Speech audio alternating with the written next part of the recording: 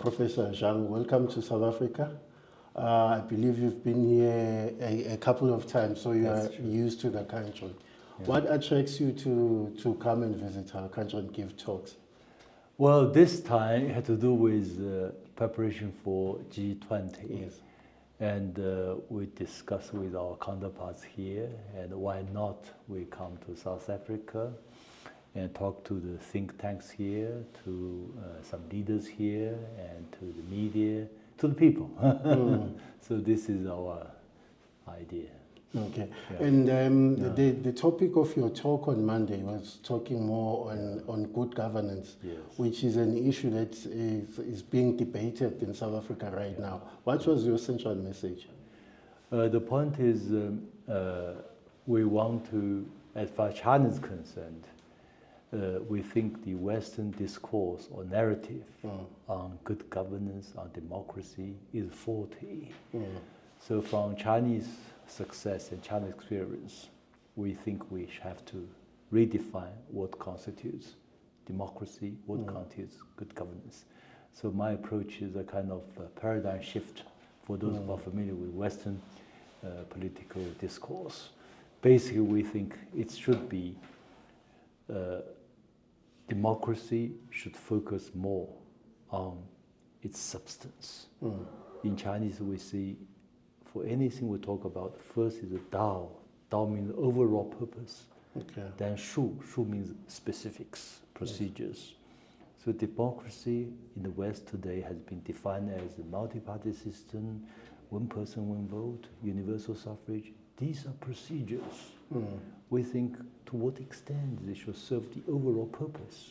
Yeah. For us, as good governance, the government that should deliver for the interests of the people. We say there should be overall balance between political power, social power, and capital power in favor of the vast majority of the population. That's good purpose. U.S. is a typical case of minority rule, so-called democracy, yet serving the 1%, even less. As a result, you have a Donald Trump. A happy country don't produce Donald Trump as a leader. China won't you say that is democracy? That is what the people wanted. No, this is really the Western political discourse. We so much distorted. We reject this categorically. It's ridiculous. This is called democracy. It's laughable. It's laughable. But people go out in their millions to go and vote. Even millions. It's still, if you look at the percentage, it's still less. Still less. Yeah, it's about 50%. Yeah. If you look at the overall turnout rate for U.S. elections, it's in average 50 to 55%. They think this is democracy? You think so? So when you compare that with the Chinese model, so the critics will say that the Chinese model does not have democracy. You basically select leaders instead of electing them. But you've argued that the Chinese model will not have produced a Donald Trump. So what is it that you think is good with the Chinese model? The Western model is election. Yes. The Chinese model is a selection plus election. A good political system from Chinese point of view must be originated from its own traditions. It is so important. It must be indigenous and supported by its people. In the case of China, China was the country that invented the system of selecting public civil servants. Yes. Yeah, over 1,500 years ago. As a result, we have this long tradition of selection, the competent and the most competent, or more competent, and then also have the Western element election. But we always put selection first, election second. If you look at the top echelon of Chinese leadership, virtually top 7 members of Standing Committee of Political Bureau, virtually most of them have worked as governor or party secretary, number 1 of Chinese province, 3 provinces at least. Yeah. As a result, governed over 100 million people before they come to current position.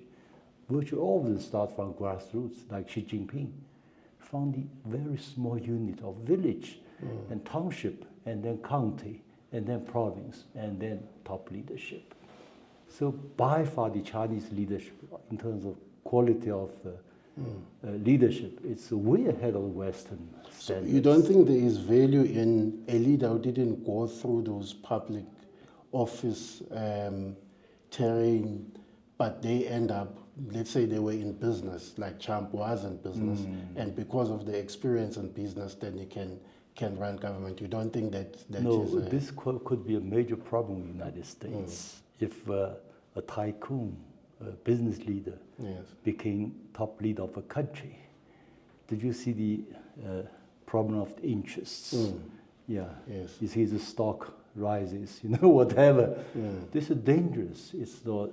If I use the famous line from Stiglitz, Professor Stiglitz, and he said, now the United States of the 1%, for the 1%, by the 1%. It's not too wrong. It's basically correct. If you look at the Chinese performance over the past 4 decades and a half, China's economy increased by 48-fold. Before that, if you look at figures, China GDP was as low as Malawi, lower than most African countries. But today, it's the largest economy by purchasing power parity since 2014. Is it not just because of the size of your population that you were going, even if you had Western democracy, you were going to end up? No, we tried that Western democracy system, and it's end up in failure, in disintegration of the country, in degenerating into civil wars. That was the 1911 revolution.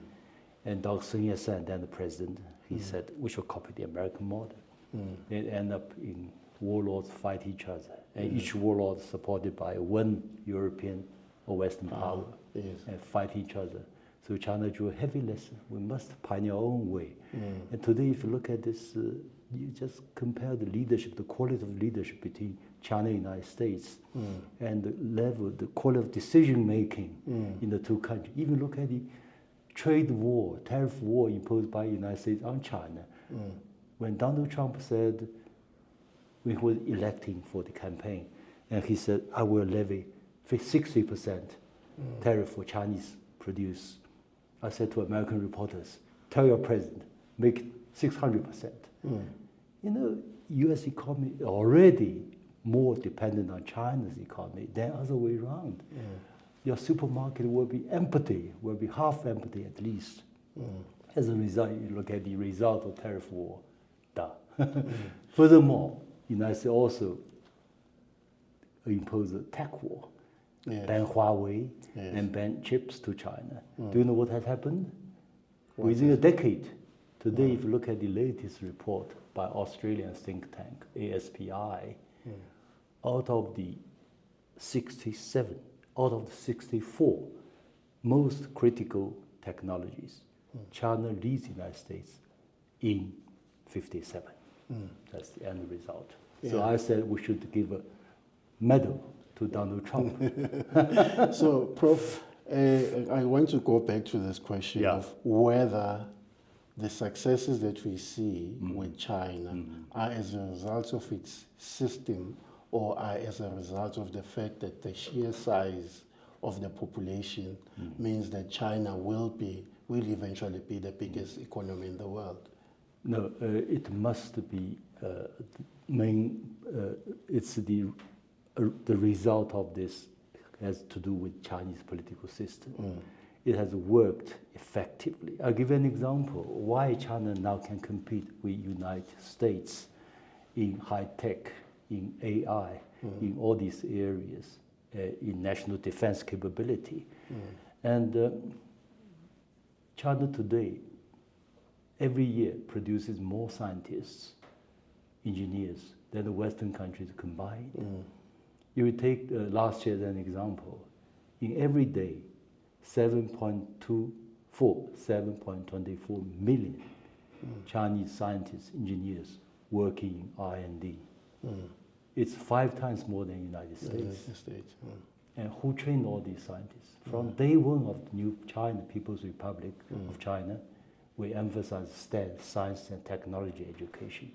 And Chairman Mao said, China, being a socialist country, And our system is supposed to be superior to capitalist system, so we must surpass the United States within 5 to 6 decades. And we are doing that. Sort of that. Yeah. Yes. So we have a vision for the future and have the vision carried out. Do you think it is easier now to talk about the advantages of the Chinese system because there is a Donald Trump in the US office? So if there wasn't a populist leader running the US, if it was, I don't know if you will regard Obama as having been better than Trump. It depends on one's politics. But do you think it's easier because now there is a populist president in office? No, it's more historical. You may remember the 2011 Arab Spring. Yes. And during that high time of that spring, Fukuyama, the author of the End of History, came to Shanghai. And we had a fascinating debate. Yes, it's very popular on YouTube. He predicted, China may experience its own Arab Spring. Yes. Because from his End of History thesis, of course, even Arabs began to embrace so-called democracy. So next is China. I said, no chance. I predict Arab Spring will soon become Arab Winter with certainty. In the end, as we all know, it became winter. And then I also made another prediction because Fukuyama said, with a lot of confidence, that China should go through serious political reform. Otherwise, your system is only accountable for the top, not for the below, not for the people. I said, in fact, both China and the United States need political reform. From my research of your system, American system, you need more reform. Because all reforms are going on all the time. Small, middle, big, but all the time, non-stop. China is the expert on reform. We've been talking about reform every day, every month, every year, since 1978. But your system, American system, I said, is a product of pre-industrial era, agricultural society. Then I said, if you do not carry out political reform in a serious way, you are going to elect a leader worse off than George W. Bush. I don't know if you're right again. So this, in 2011, so 14, 15 years ago. Yes. So you are here and you've spoken to the National School of Government, I think 2023 and again this year. Why are South African civil servants so interested in your views?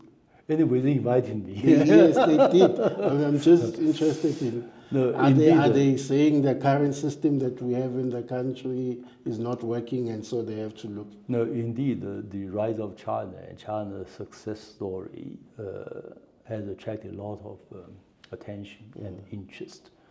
Not only in China, but also, not only in Africa, but also in Latin America, in Middle East, in many developing countries. Today, even the Western countries are interested. I just read an article published in New York Times, which said, you look at the future scenario for AI competition. It will no longer be between China and the United States. It will be between the two Chinese cities, Shenzhen and Hangzhou, which produces DeepSeek. That's in New York Times, you can check. So for African, as you know, China has supported the struggle against apartheid, against colonialism since 1960s and all along. I myself was deeply involved because I was an interpreter in the Chinese Foreign Ministry. When Chairman Nyerere, when Kaunda and Mugabe and Chairman Rawlings of Ghana, when they came to China, I was an interpreter, so I was a bit knowledgeable about the history for this kind of struggle. And this is a long-term relationship. So China's whatever cooperation with Africa is totally different from the Western approach. The Western approach is very clear, divide and rule.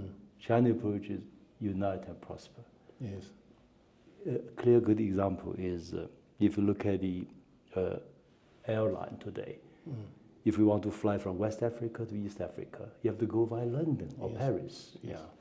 But China tried to help regional, African, continental-wide highway system, railway system, and transportation system, and airline system. So as a result, I look at the BRI, Belt and Road Initiative. Yes. It's only $1 trillion invested, over 5,000 projects worldwide. Roughly 1/3 come to Africa. I was in Berlin. I said, let China and Europe work together to help Africa, because they are faced with this, what their concern is so-called the immigration, and many from Africa. I said, we create jobs. Yeah. Don't create Arab Spring or African Spring. In the end, end up with disasters. You know? Help, you just go there to know exactly what people want. Number one, you know, job. Number two, better food. Number three, better health care. Number four, you know, security, safety, whatever. And do this accordingly. 1, 2, 3, 4. That's Chinese model. So, Prof, how do you then deal with the, you know, they always this talk of, well, we had the Western powers coming to Africa, colonizing Africa. We must watch against working too closely with China, because China may have the same intentions. No, this is always the limitation of the Western, and from their point of view, the world is you know, always black and white. If they did something wrong, others will do the same. If they did something terrible, others will do the same. Their stories, their portrait of Xinjiang, for instance, so ridiculous, so laughable for most Chinese. I was talking to, in Berlin, I said, do you know, in Xinjiang alone, we have a huge desert, the size of Germany. Now it has been encircled with a green belt, in which are millions and millions of solar panels. As a result, Xinjiang produced the least expensive electricity in China. Many enterprises, international enterprises, go to Xinjiang. Underneath solar panels, drought-resistant vegetables, vegetation. So Xinjiang now is one of the largest producers of rice, wheat, and even fish for Chinese market, for international market. All these stories you don't tell to the people, but you tell this ridiculous fabrication from CIA, from deep state. So same stories they are covering, this support so-called civil society, NGOs in Africa, in Latin America, try to smear China as a result. But in the end, we look at opinion survey. That's more convincing. Virtually all credible opinion surveys tell that roughly most Africans today and most African countries appreciate China's role to help Africa's industrialization and modernization. But why is China interested in developing the continent? Oh, this is very important. In one way, because the Chinese always have this idea, you may say socialist, which is if we are poor, we work hard ourselves to change our fate. If we are slightly better off, rich, we help our neighbors, our friends. So our whole principle for BRI is based on this idea. It's called the discussing together, building together, benefiting together. It's also important to know this is, you may see Chinese soft power, Chinese ideal for a better society. China's civilizational state, we believe in one humanity, in this what we call not divide and rule, but unite and prosper, not on table or in the menu. This is ridiculous for Chinese philosophy. So it's a total different mentality vis-a-vis United States, vis-a-vis Donald Trump. And so at the end of the Cold War, the thinking, or most of what was being told to Africans, is that for you to prosper, you need to build multi-party democracies.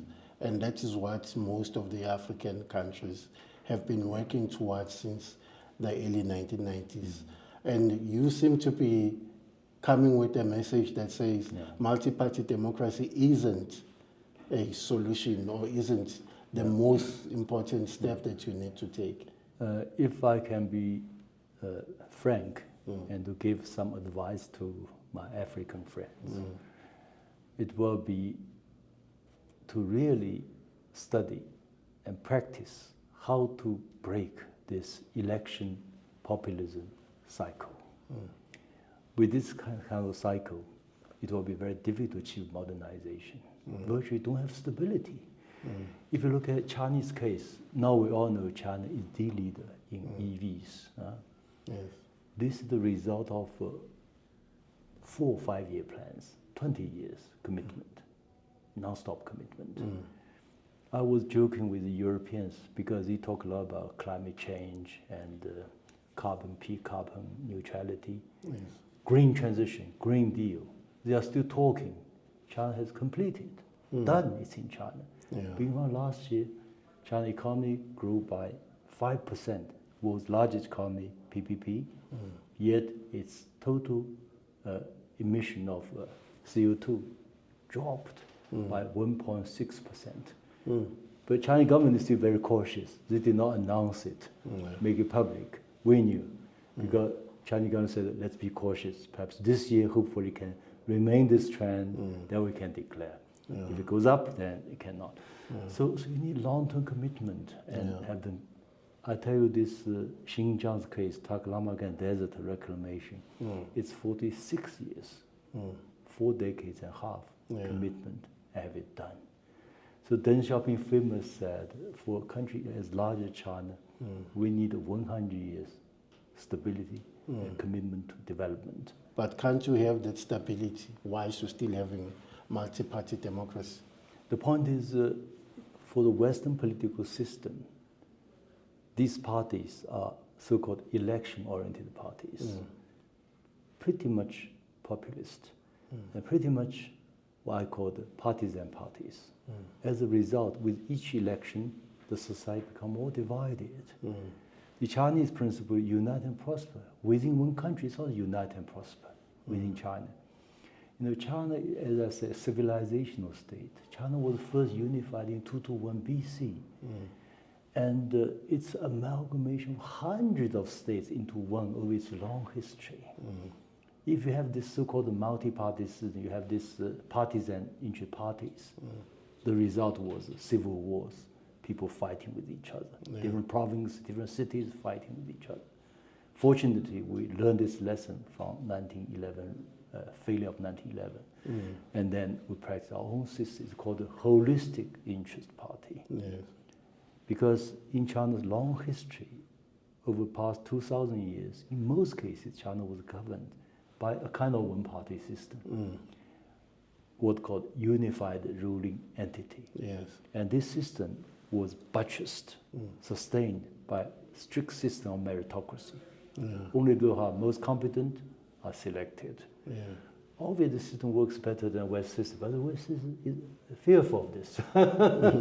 But they will, the argument will then be, in the West, the civil service, you can use meritocracy there, because then these are people who are trained and they get to occupy those positions based on their education and skills. And then, but the elected leaders are supposed to be popular leaders that people want to govern them.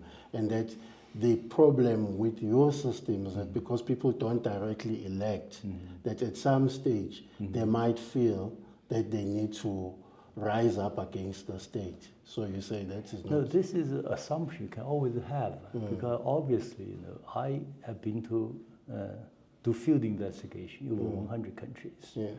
And I can say with certainty, you know, I came to conclusion, I said this many times, a non-Western country, a non-Western society, adopting Western type of political system, usually ends up in 2 scenarios, from very hopeful to disappointment, or from full of hope to anarchy. And now this is also happening within the West. If you look at the European continent, especially Western Europe, it's a lose-lose for all. They've lost peace, they've lost development, they've lost prosperity. And Germany produced famous plan, German Industry 4.0. It's in shatters. China learned from this plan and produced Made in China 2025. It's done. So with China, the system of China is, of course, suitable for China, but we can share our experience with you. You need to have a system that to ensure continuity of policies for development. Otherwise, unless you consider political system has nothing to do with development, it's pure for a coffee shop, chatting, debating, aristocracy, whatever. We reject this category. It's a very backward system, to be honest. You know, we think we should innovative, try to find something from our own traditions, and then combining and selecting elements from other systems and build your own system. I counsel our friends in this time in my lectures. I said, could we try out one thing? We produce a vision for South Africa, say for 2050 or 2035. So produced by South Africa or produced by South Africa. Yes. But this process of producing this kind of visionary plan must go through extensive consultations. And all the parties more or less agree to the basic principle. After all, African countries already accept this African Union's objective 2063 something. 2060 vision. Yes. So why not each and every African country produce this kind of vision for their own country? It should be a plan that can be enforced, can be implemented. So it will become part of our national objective. Whichever political parties come to power, you cannot deviate from this objective.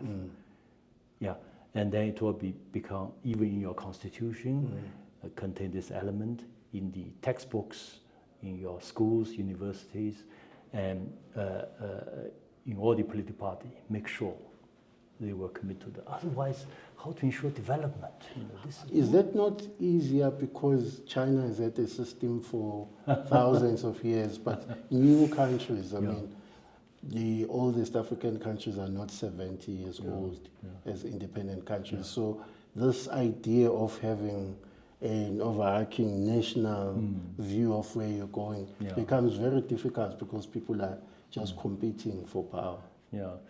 This is a problem with this Western model as a whole, and but I think it's always possible if we try out some innovations to fix system here and then gradually moving towards development-oriented, modernization-oriented.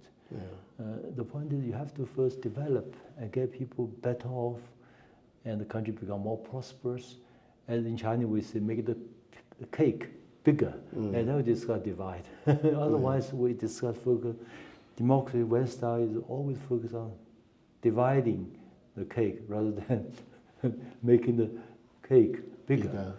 So this is a dialectical relation between the two. And you have to find the balance between. And Africa has its own civilizational roots, cultural roots. For here, in many parts of Africa, you have this Ubuntu civilization, culture. So are you saying we must anchor whatever we do on I that, think so. on that Build on history and this. tradition? Chairman Mao tried out, he said Marxism with Chinese characteristics. So he said, Lenin said we should have a proletarian, working class revolution. Chairman Mao said, we are so poor, we did not have working class, we won't have peasants. So he began this peasants-driven revolution. It's also successful. No, thank you very much, Professor, for your time, and I hope you enjoyed being here. Are you back for the G20 when it happens? Will you be here? I will not be here, but I hope really G20 is a good opportunity for South Africa to show itself to the world, its dynamism and its potentials. Same for the whole Africa. So congratulations to South Africa for this event. This first time to be held in Africa. So it's a great honor for South Africa. Do you think it is a problem that Donald Trump is probably not coming? Will it devalue the status of the summit? No, my idea is put the United States, put Donald Trump in the appropriate place. Which is? Which is not that high. I checked, South Africa, U.S.-African trade volume last year was only $70 billion, which is not big. China's trade with whole Africa last year was close to $300 billion. It's still growing fast. So I said, you know, if United States now levies 30% tariff on South African goods, including avocados, sell them to China. Sell them to China.